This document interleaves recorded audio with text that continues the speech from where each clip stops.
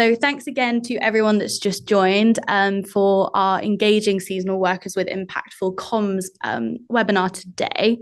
I'm Ellie. I'm an implementation manager at Blink. I work with lots of our organisations that have seasonal workers, so retail, logistics, manufacturing.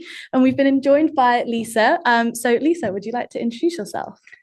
Thank you for the intro, Ellie. My name is Lisa Reimers. I am an independent communications, content and digital workplace person. I tend to work with organisations. I work in and around organisations looking at engaging their employees and colleagues. I work in and around intranet employee app projects quite a lot. Nice. So thanks for having me today. So you've got lots to add to this conversation. Hopefully. That's what we like to see. Perfect. So to set the scene, I'm sure lots of you that have joined are very familiar with seasonal workers. You've probably just gone through the challenge of onboarding your new staff, getting everyone up to speed. So to take a look at the state of holiday hiring globally, you can see some stats on the screen here. So Amazon and Target in the US in 2023 hired over 350,000 seasonal workers. UK, Sainsbury's and M&S 30,000 in 2023. And my first job was as a seasonal worker at Waitrose when I was in sixth form, so 17, 18. So I've seen it myself and I understand kind of the challenge and how it all works. So it's definitely a global issue and reoccurring yearly. So it's something that can be highly planned for, and improving the employee experience is great for the person coming in and working because it's a stressful time, but it also creates better outputs for customers, improves your customer satisfaction. So there's lots for us to talk about around this topic today. There's lots of themes that we're going to be covering, but the best place to start is on the data, as we can see on the screen here.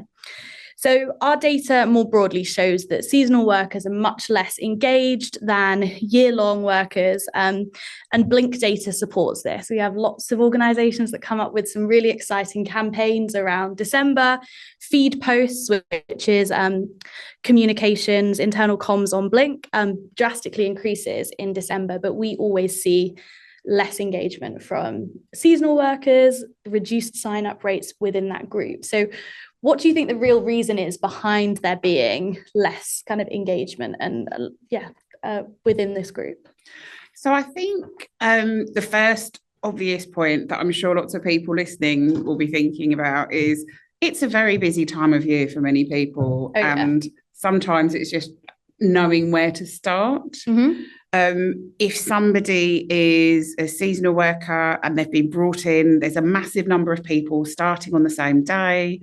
There's a lot of information to take on board very quickly and you've got to get everybody up to speed. Mm-hmm.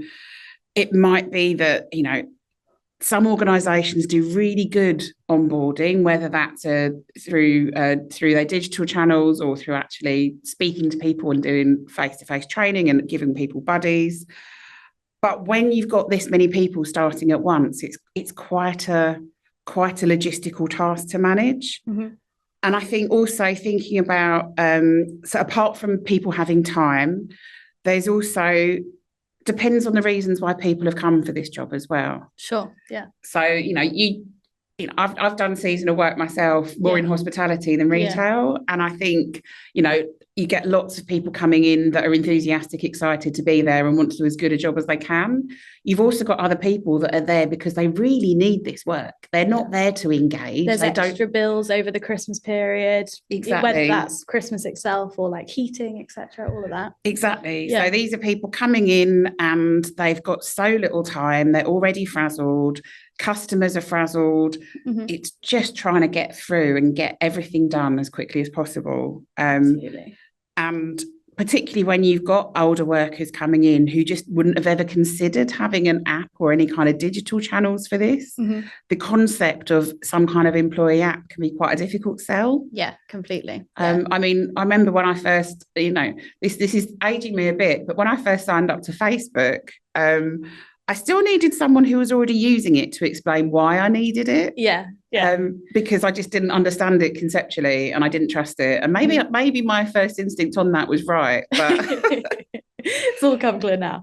But you're right. There's so like, I remember my first shift, and there's so many things that you're trying to get up and running on that sometimes this can feel like an extra. And depending on who onboards you and things, it's not always a priority. So thinking about how it can be embedded in the process is massively important. So with all of this in mind, let's talk about ways that organizations can engage their seasonal workers during the holidays, but also beyond that, keep them coming back, whether that's as permanent staff or seasonal next year again. Mm-hmm. And while holiday hiring is obviously wrapped up for this year, it's a great time to think about engagement strategy for your staff now, but also what you take in as learnings again for the next year. So it all starts out with kind of mapping what that onboarding, offboarding journey looks like. And it's something we touch on with all of our customers at Blink when we're implementing. And it's often something that organizations have thought about a lot for permanent staff, but not as much thought goes into it for seasonal staff, or as we talk about, there's such limited time to get people up and running. So what are some good ways to onboard and then offboard your staff during this period? So I think thinking about what these people really need, mm-hmm. Make sure that they've got access to the basics straight away, whether that's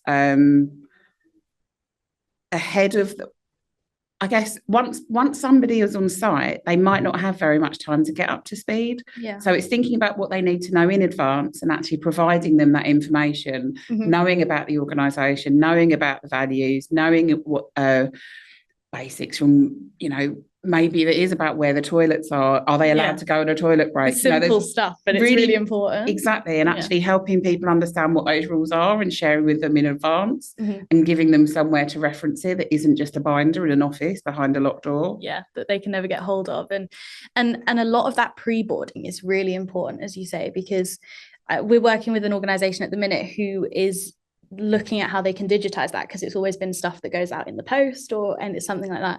And I know with a lot of seasonal workers, it can be quite last minute hiring as well. So there's not loads of time to think about like posting stuff out to them or creating this huge binder for them to go and read. It's just not feasible. Yeah, absolutely. Mm-hmm.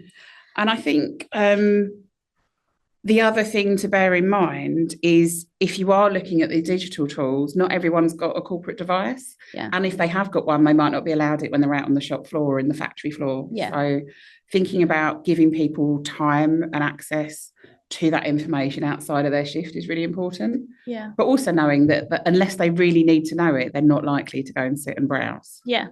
Because often you're not necessarily as engaged with an organisation as a short-term seasonal worker. You're not wedded to the values, as you say. So really giving them that like quick snippet of information that they can get on board with makes a massive difference. I think something else that's also changed slightly, maybe in the working landscape over the last few years, is the kind of introduction of the kind of automated colleagues. Yeah.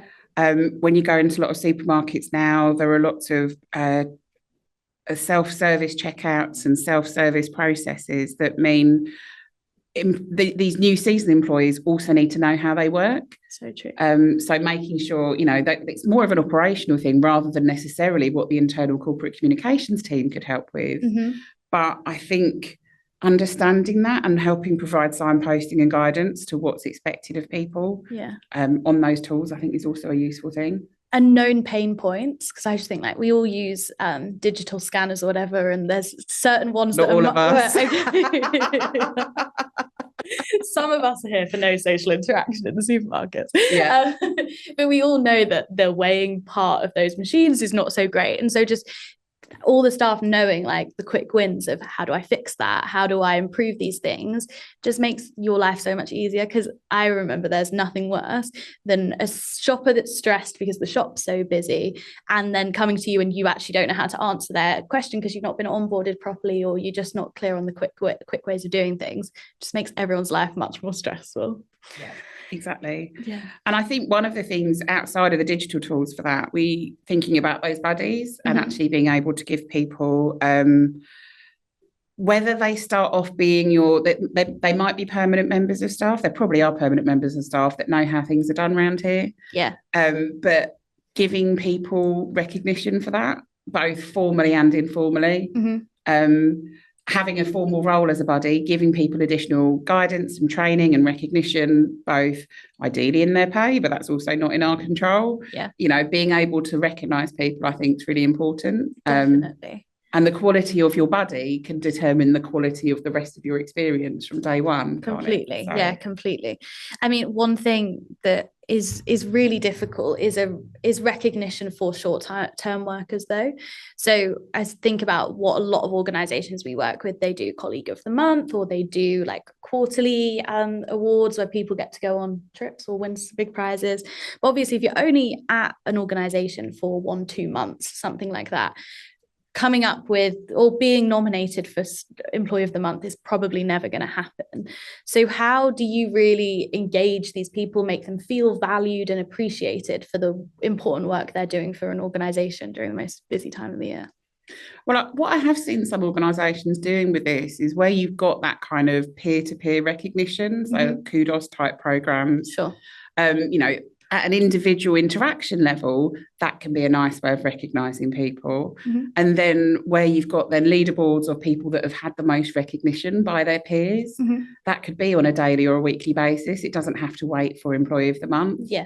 But some kind of more informal, but still makes you feel like you've been noticed. Yeah, exactly. Yeah. And I think often in a lot of these organizations, they're frontline facing, there's customer feedback coming in as well. So thinking about how you can share positive customer feedback is a really nice thing. I loved it when someone said something good about me when I was on the shop floor.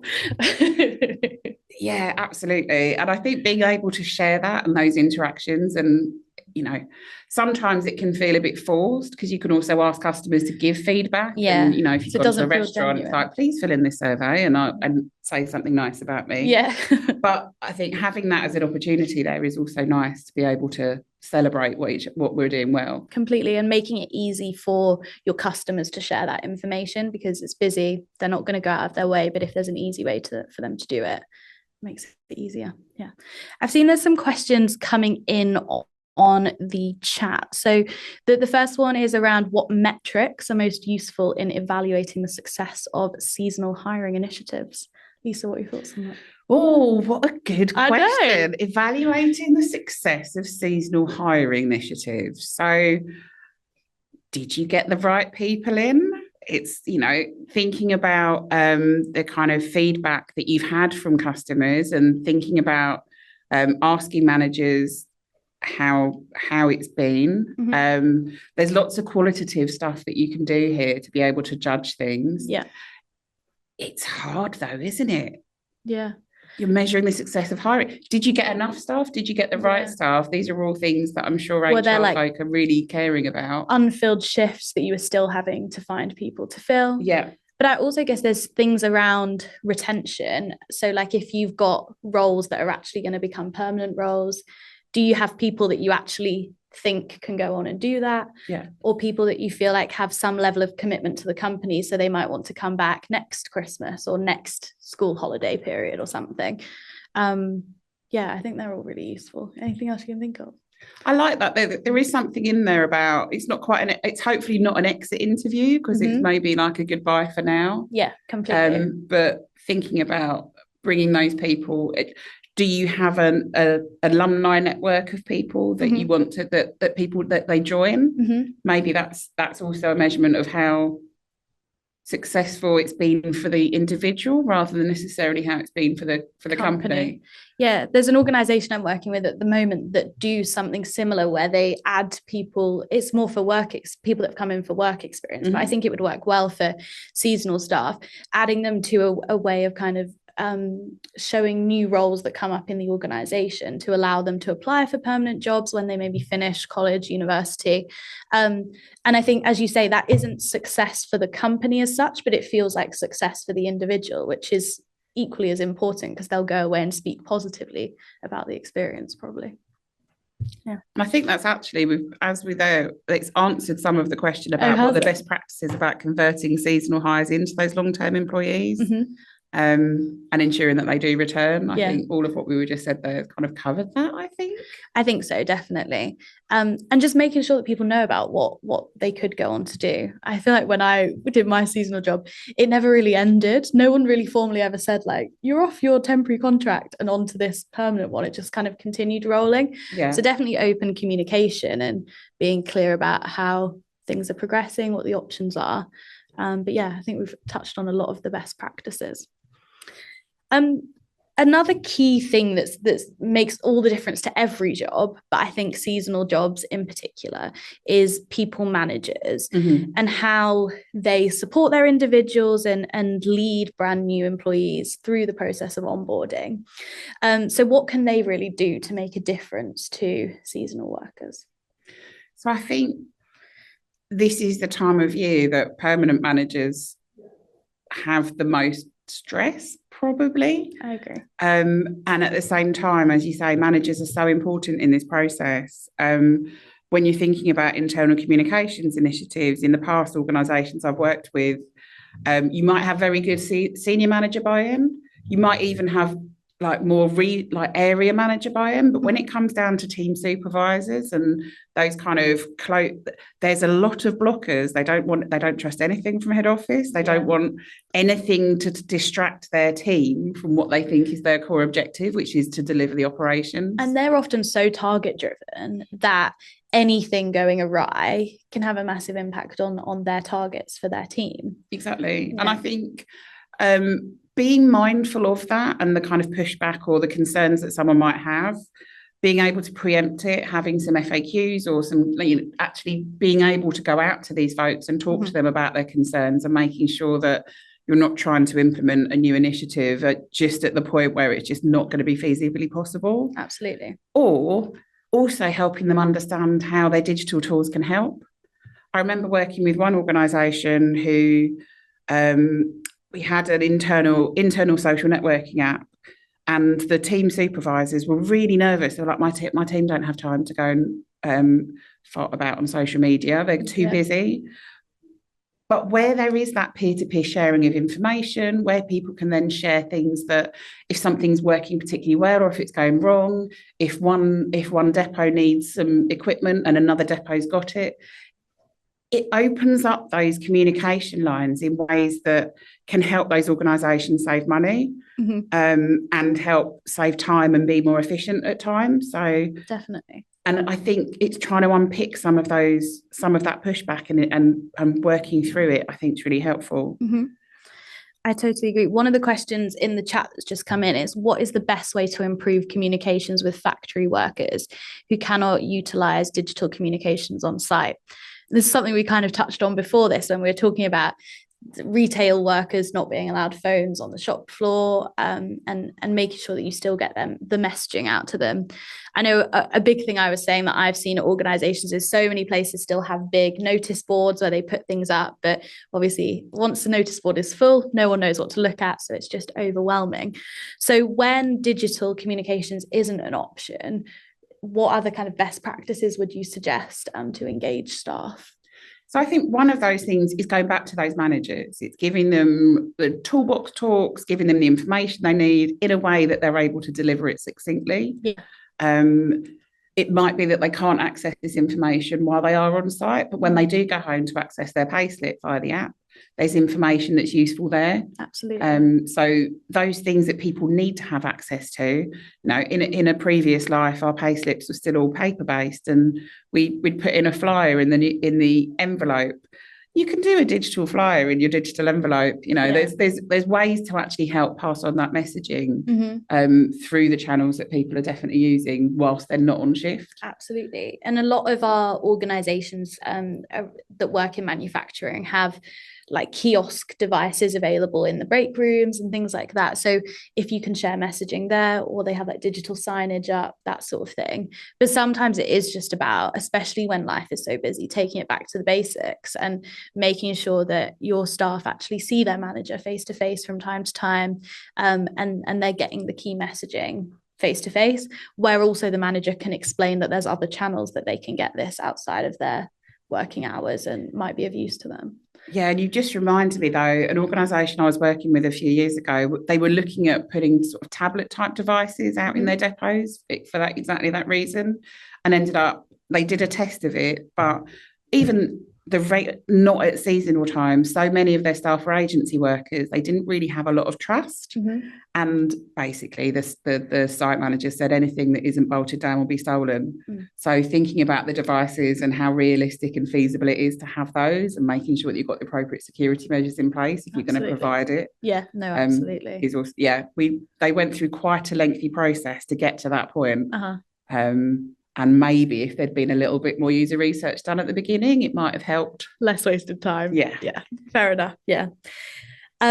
So if we talk about peer-to-peer communication, because that's something I remember quite fondly of my time, just following around the guy I worked with, basically, who was a permanent member of staff, and building that connection. What can organizations really do to encourage that and make sure the right people are involved in that, to make their seasonal workers feel part of the business and also connected to what good looks like, I guess?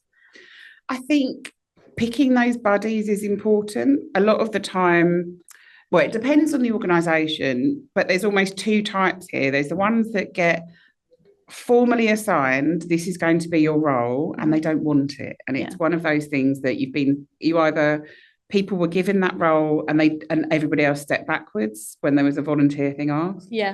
Trying to find the right people for it, who have the patience, who are helpful, who aren't going to give who are going to give a positive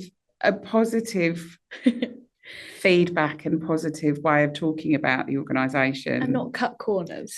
Exactly. Like, we all know that corners are there to be cut. But I think if on day one you're told, oh, this is how we're meant to do it, but don't worry about that, no one does it. Yeah. It really firstly undermines the messaging and the kind of core ways of working, but also means that if that's the way we do things around here, then then new people coming in, especially for that really important time when you've got lots of temporary people who are new, it's going to have a big impact on the people that are there. Completely. Yeah.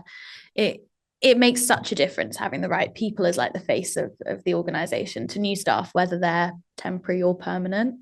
I definitely agree that is a kind of really important thing, and having a friendly face that people can keep coming back to as well, if they have future questions that they're not sure on. One of the questions that's just come in is, how do you help seasonal employees feel like valued team members despite their temporary roles? So I think we touched on it in recognition, but is there any other way that you think appreciation can be shown? What are your thoughts on that? So I think, apart from saying thank you for doing a good job, someone saying thank you can go a long way. Absolutely. As long as they don't say thank you to everyone for everything. Yeah. We've all worked somewhere where when your boss says thank you, it's a massive deal. And then there's other people who've heard it's nice to say thank you and they thank you for every task. And it all feels a little bit disingenuous at that point. Exactly. Yeah. But apart from kind of being human and actually and thanking people for their work, whether it's having... In digital teams, you might be used to having a daily stand-up, but actually most operational shifts will start with some kind of stand-up. Yeah. And I think there'll be a very specific operational important, this is what we need to get through today, but bringing a little bit of fun into it is also okay. Yeah. I think, these are stressful times for people, and, you need to rely on your colleagues. You need to be able to trust the people you're working with. Because that not everybody is going to get on and everyone is going to be stressed. These are two things that are universally acknowledged at this time of year. Completely.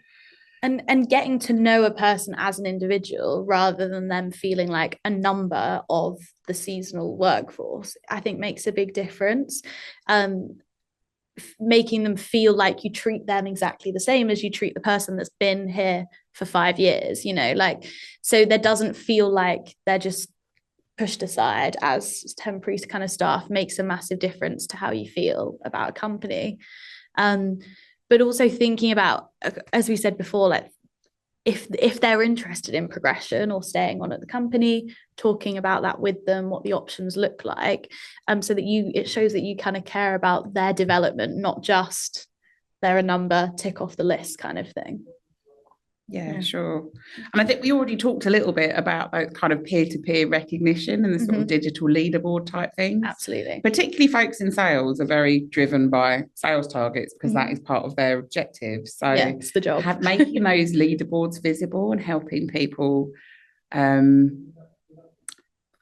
don't want to say helping people compete, but helping people compete with each other. You know, people get, especially sales teams, they do get competitive around this side of things. Yeah. So helping. I've definitely had hospitality customers that create like leaderboards per site, and it's competition cross site, but also within themselves. So like whoever's at the top sold the most drinks or something wins. I can't remember what the prizes were, but there were prizes every week because it's such a busy season. But also there was like the whole team were working towards like a team night out or that sort of thing.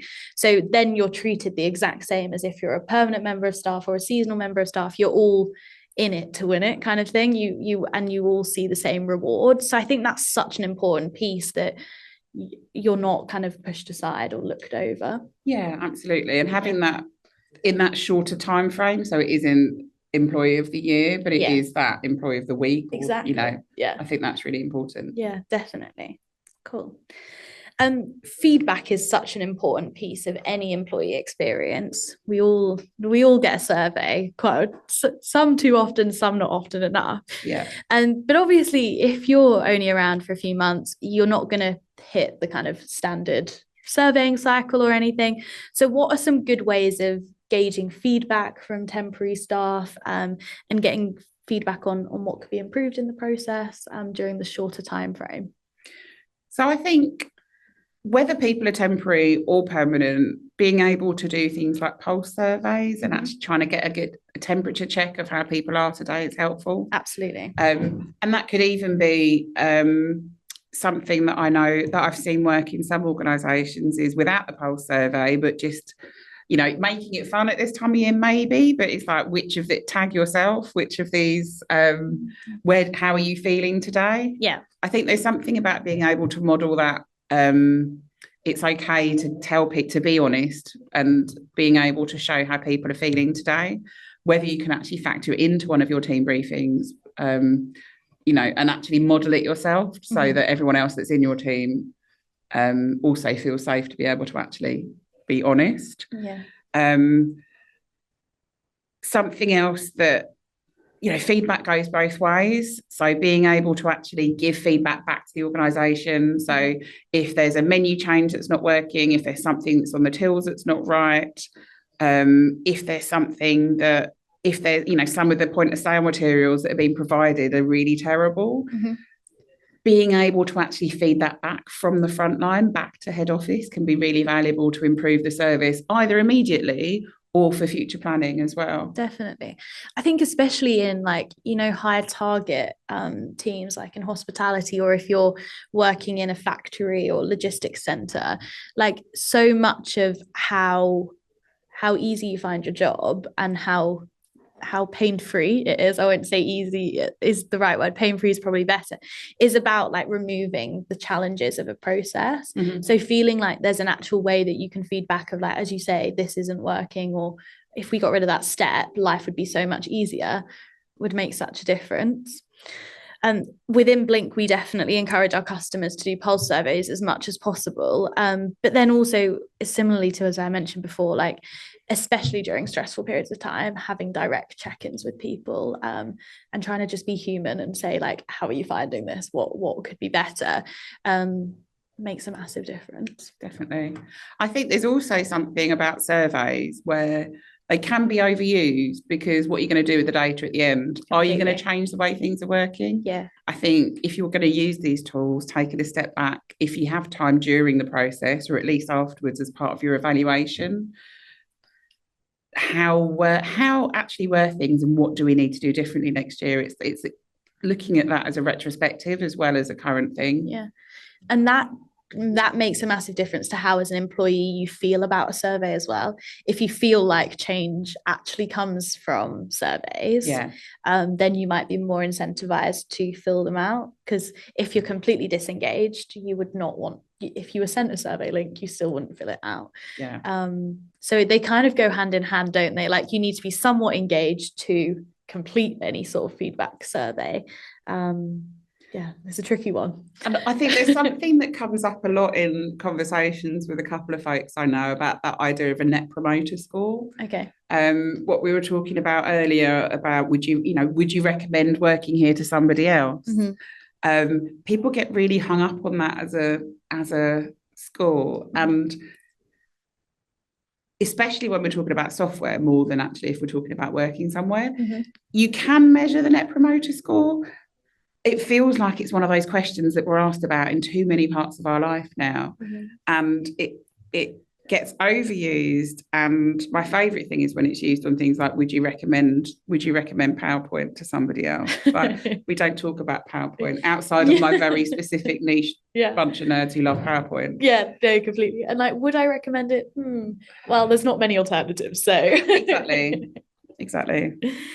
No, absolutely. We've touched on appreciation and feeling valued. Do you think there's anything in addition to what we've kind of already covered that's worth calling out around appreciation, or have we covered it all off? I mean, one of the things that comes up in conversation sometimes is, and I think there's a very big cultural difference between the UK and the US, perhaps. One of the debates that often happens in organisations I work for is that you're appreciated because you're paid and you're not fired. Yeah. Is there anything more than just continuing to get your paycheck? I think it's quite interesting seeing how attitudes to work are different in different countries. Yeah, completely. It'd be lovely to get a gift as well as getting paid and not getting fired. Completely. I mean, we got bonuses when I was a seasonal worker because of the way the organization was structured. So you were like a partner there. So that was a real win, but I think that's a rarity. And also it wasn't a big bonus, so no, it's all good. But yeah, something in addition to, if it's possible, especially if you're working like bank holidays and, like you might have worked, I dread to think how many days back to back, and then you're working all of the bank holidays and when everyone else is off spending time with family. So making sure that the comms that you get feel appropriate. Exactly. I think that appropriateness of the messaging that's coming out is really important. So often you work somewhere and somebody wants to say thank you for there's the end of year announcement, say thank you all for your work, I hope you have a lovely time off over Christmas. It's like, I'm not having time off over Christmas, this is my busiest time. I've been told I can't have a single day's holiday. So definitely appropriateness is key. Like you don't want happy holiday messages everywhere when you're working every single day over the festive period. We've touched a lot on tech throughout all the kind of questions and how it can be leveraged. Yeah. But as a seasonal worker, what sort of considerations should we really keep in mind? You've touched on not having corporate devices. Is there anything else that's really relevant to seasonal workers around tech? I think as with any type of communication, but particularly when you're thinking about these kind of the temporary workforce, it's making sure that the information that they find is relevant to them. So it's thinking about targeting, thinking about the audience that you're talking to, being able to actually segment it where possible. Because, there'll be certain benefits that are not relevant. There'll be other things that are. And not overwhelming is a big thing. Exactly. Like these people are already time poor. So how can we make sure that the messaging they need, and it doesn't turn them off because it's just useless noise to them in their day-to-day? Exactly. Yeah. And because I remember working in one organisation where if you worked in one of the not just HQ, but if you worked in the office, some parts of the organisation had a Christmas party. Okay. Other parts of the organisation were told they were not allowed a Christmas party, so there were no bonuses. They weren't able to do it. And so there was a very awkward conversation around Christmas where lots of people's photos of Christmas parties were taken down off the internal tool. Yes.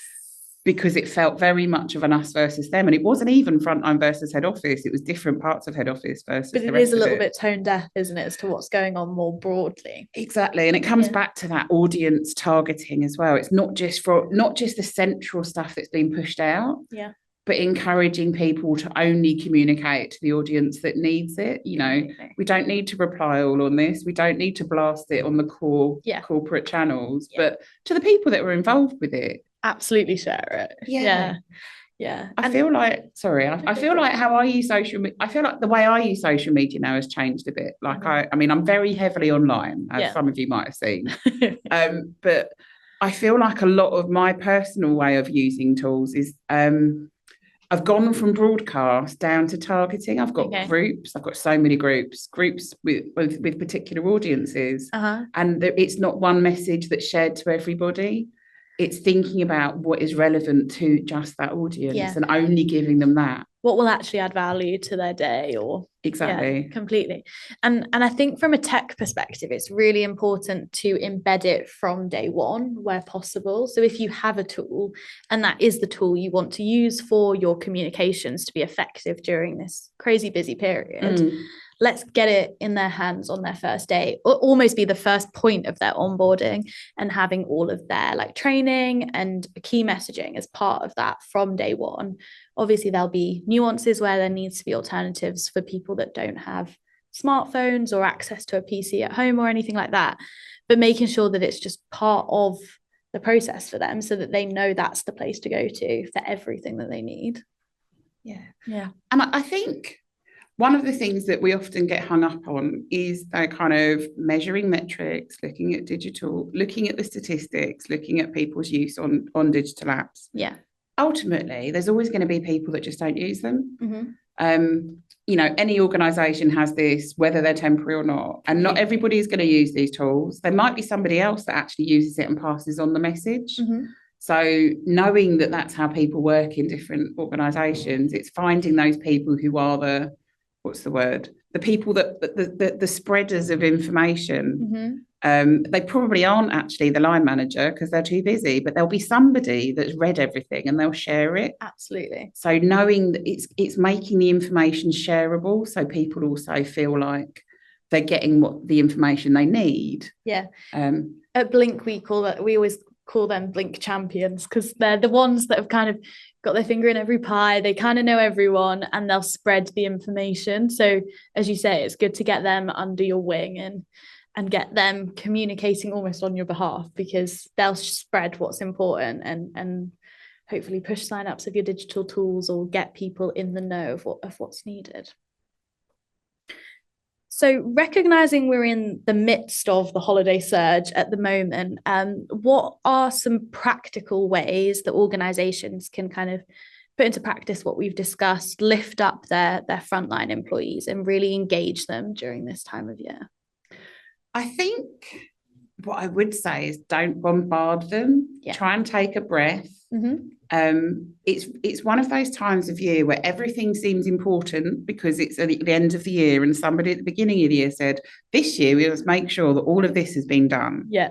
And it feels like everything is urgent and nothing's important, but everything's urgent and everything's important, but none of it is.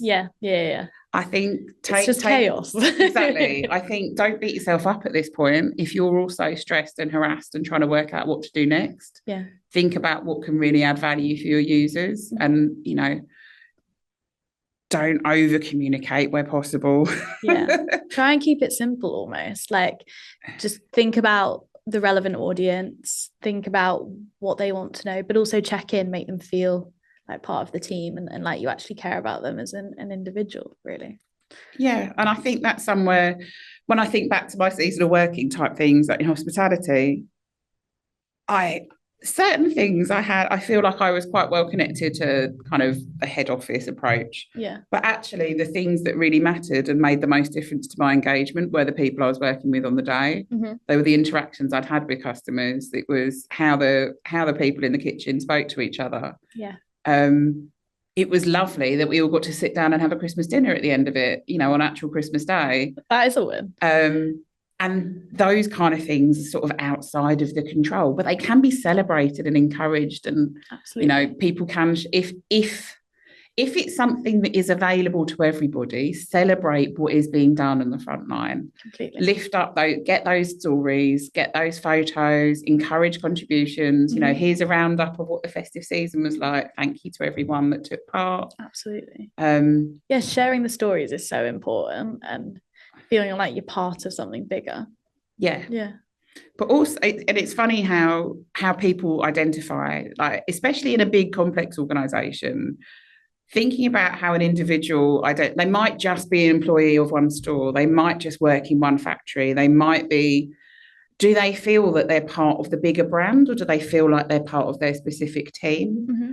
I think some of that is a little bit outside of the control of communications professionals, and some of it is absolutely in our gift. Yeah. Like explaining where they could go from here, like as we touched on, those like potential routes up into other places of the business, talking about broader stories that are going on in other parts of the organization, not just your individual factory, store, etc., really helps. And driving home the values at the start of the organization, I think, makes a big difference to that. Yeah. Okay, so I think that's everything we wanted to cover from like a core questions perspective. So we'll open it up for Q&A now. We've got a couple of questions that have come in on the chat already. So do you have any examples of seasonal hiring strategies that didn't work? How do you know they didn't work? And how do you pivot away from those? Oh, what an excellent question. I don't know if I do. Just always nailed it. Well, in terms of seasonal hiring, that's not something, that part of the process is something that I haven't been involved in. So I don't really have any good examples. More comms focused. Yeah, no, absolutely. And I have also never been responsible for seasonal hiring. I guess the key thing around pivoting to what you could do when you're struggling with kind of hiring and how do you pivot that?